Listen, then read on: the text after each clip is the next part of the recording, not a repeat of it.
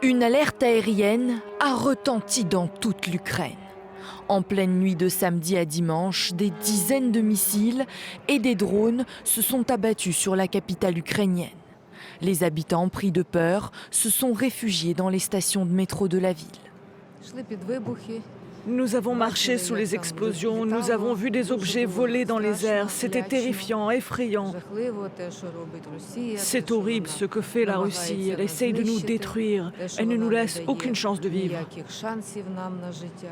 Les rues de la capitale sont recouvertes de débris. Un centre commercial a pris feu cette nuit. C'était le chaos total. Les enfants hurlaient, les gens paniquaient. C'était une nuit terrible. On n'a jamais rien vu de tel depuis le début de la guerre. Quelques heures plus tôt, le président ukrainien Volodymyr Zelensky s'est inquiété de la possibilité d'une frappe russe imminente contre le pays et l'utilisation du missile Oreshnik, un missile hypersonique capable d'emporter une charge nucléaire.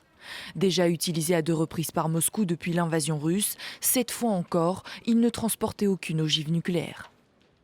L'utilisation de telles armes et la prolongation d'une telle guerre constituent un exemple à l'échelle mondiale pour d'autres agresseurs potentiels.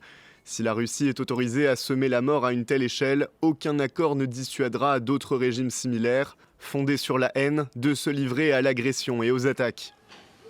Et une fois de plus, Volodymyr Zelensky a appelé la communauté internationale à faire pression sur Moscou pour arrêter la guerre.